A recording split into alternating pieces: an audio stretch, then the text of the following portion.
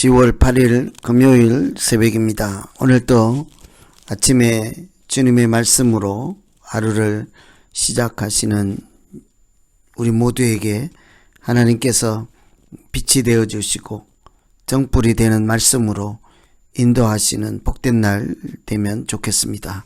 오늘 같이 묵상하고 기도하실 말씀은 욥기 4장 12절부터 21절까지 말씀입니다.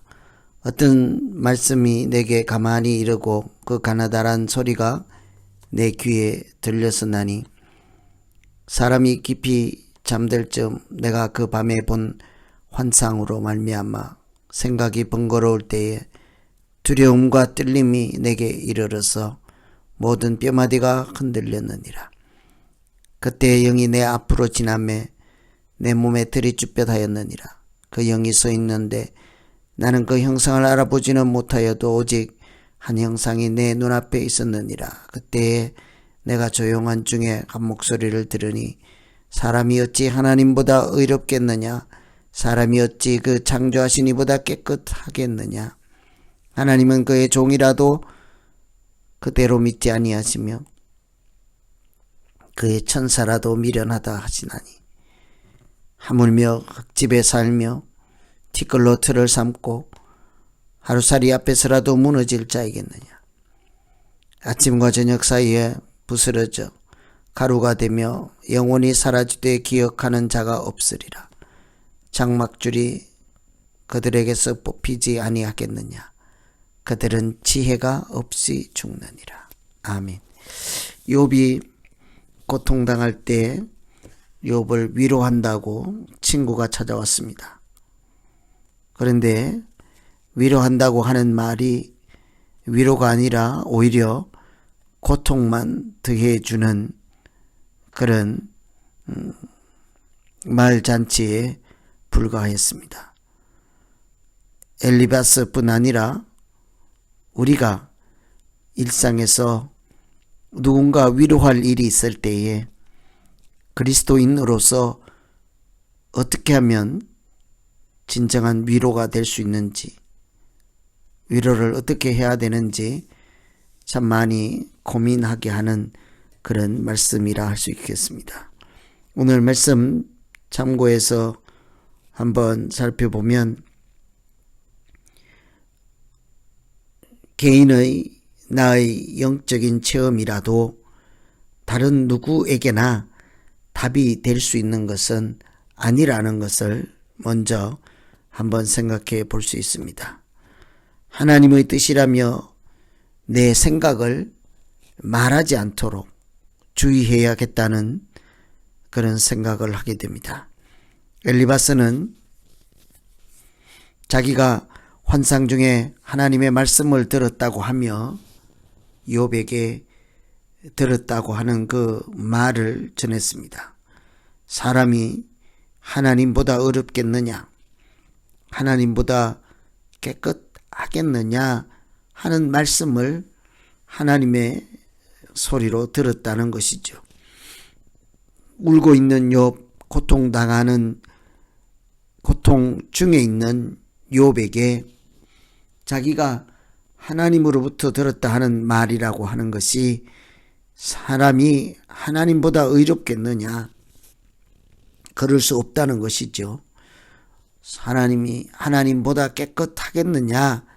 그럴 수 없다고 하는 말을 고통 중에 있는 욥에게 하는 것은 그것이 아무리 영적인 체험이요, 경험이었고 실제였고 하나님의 말씀이었다 할지언정 그 들은 말이 지금 현재 욥이 듣고 위로받을 말씀이 아니라는 것을 알 수가 있습니다.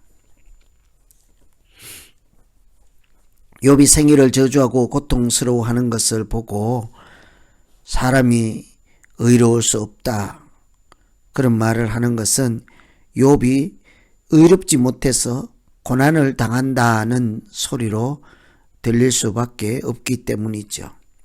자기가 들은 하나님의 말씀이 지금 욥에게 주시는 하나님의 말씀이 될 수가 없다는 것입니다. 하나님의 말씀이라도 사람에 따라 환경에 따라 그때그때 주신 말씀, 그것을 보편적인 진리로 생각하고 고통당하고 고난 중에 있는 욥에게 전한다고 해서 그것이 위로가 될 수 없는 것이죠. 엘리바스가 하는 말에 따르면 고난의 원인이 욥 자신에게 있다 하는 책망이지 않겠습니까? 그런데 우리는 나와 무관하게, 나 자신과 무관하게 고난을 당하는 경우가 얼마나 많습니까? 잘못은 다른 사람이 하고 화는 내가 당하는 경우가 또 얼마나 많습니까? 그러니 함부로 고통당하는 자에게 너 자신 탓이라고 말하는 것을 삼가하며 인간의 무지와 연약함을 돌아보는 것이 오히려 위로하는 첫걸음이 될 것입니다. 내가 직접 체험한 영적인 경험, 그런 것이 아무리 나에게는 하나님 체험이요 하나님으로부터는 하늘의 소리일지라도 그것이 모두에게 동일한 답이 될 수가 없는 것이죠. 하나님은 각자의 상황에 맞게 인도하시고 역사하시는 하나님이시기 때문입니다. 이런 것을 생각하면 우리가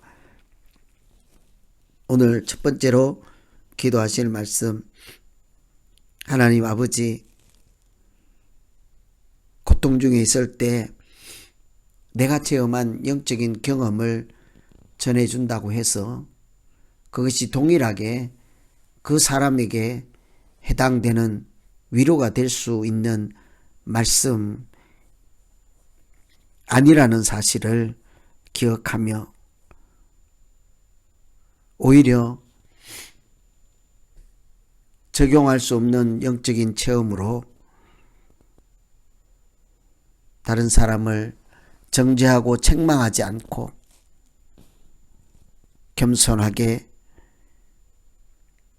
하나님 앞에서 그저 은혜를 구하고 자비를 구하는 지혜를 주시고 믿음을 더하여 주시옵소서. 이렇게 기도하시면 좋겠습니다. 두 번째 한번 생각해 볼 것은 위로는 책망보다 사랑에서 시작된다는 사실입니다. 18절에 보면 보라 하나님께서 당신의 종들조차 믿지 아니하시고 당신의 천사들조차 허물이 있다 하신다고 하였지요. 종들도 믿지 않고 천사에게서 허물을 찾는 하나님이라면 너 같은 사람이야 오죽하겠느냐 하는 소리입니다. 종들만 하나님의 종만 못하고 천사만도 못한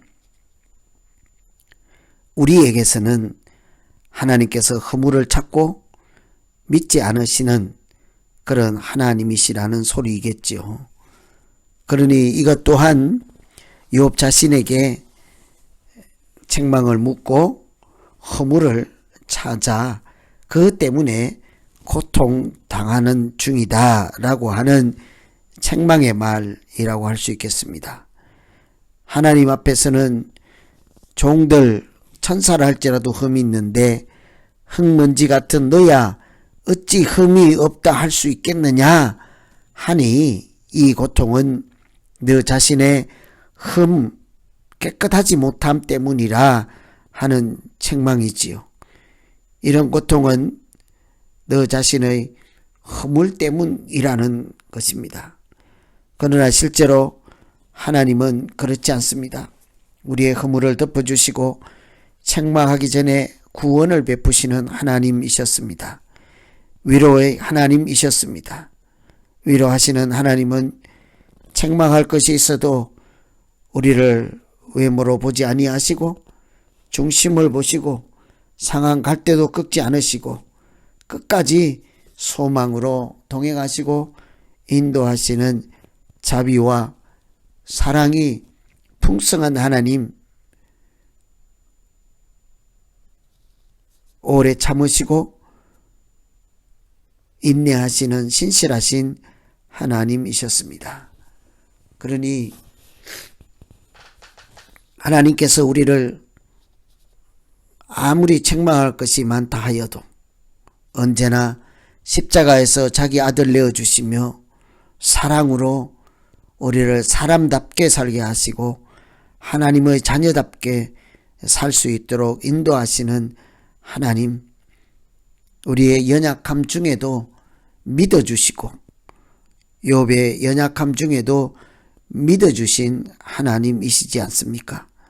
욥 자신은 알지 못해도 사탄 앞에서 이만한 자가 없다 하고 자랑하고 칭찬하고 한번 네 마음대로 해보라 하고 목숨 생명은 건드리지 말라 하고 내어줄 정도로 욥을 사랑하시고 믿어주시고 자랑스럽게 생각했던 하나님을 생각하면 우리가 섣불리 누구에게라도 천사나 종만도 못한 너 자신 흙먼지 같은 너야 어떻게 하나님 앞에서 괜찮을 수 있느냐, 무엇이 문제라면 고통 고난이 있다면 너 자신 때문이라 하는 소리를 섣불리 하지 않고 오히려 위로의 하나님, 사랑의 하나님, 인내의 하나님, 신실하신 하나님께서 네가 허물이 있을지라도 덮어주시고 사랑해 주시고 구원해 주실 것이라는 믿음과 소망으로 친구를 만나고 위로해 줄 사람들을 만나는 우리 모두 되기를 간절히 기원합니다. 오늘 말씀 생각하면서 우리 같이 한번 기도해 보겠습니다. 뭐라고 기도하시면 좋을까요? 하나님, 내가 체험한 영적인 대단한 경험이라도 동일하게 다른 사람에게 적용해서 그것이 위로가 되거나 모두에게 해당되는 말씀이 아니라 오직 우리를 긍휼히 여기고 불쌍히 여기시는 하나님의 사랑에서 우리가 답을 찾게 해 주시옵소서. 이렇게 기도하면 좋겠습니다. 이제 같이 한번 오늘 말씀 붙잡고 기도합니다.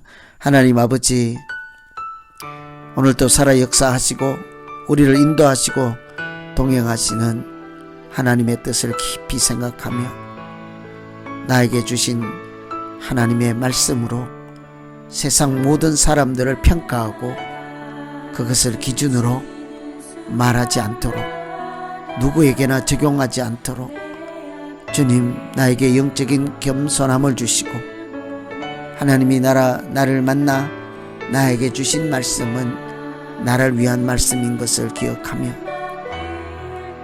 사랑의 하나님, 인내의 하나님, 신실하신 하나님 의지해서 책망이 아니라 사랑으로 서로 위로를 나누고 서로 기도로 위로를 나누는 우리 모두 되게 하여 주시옵소서.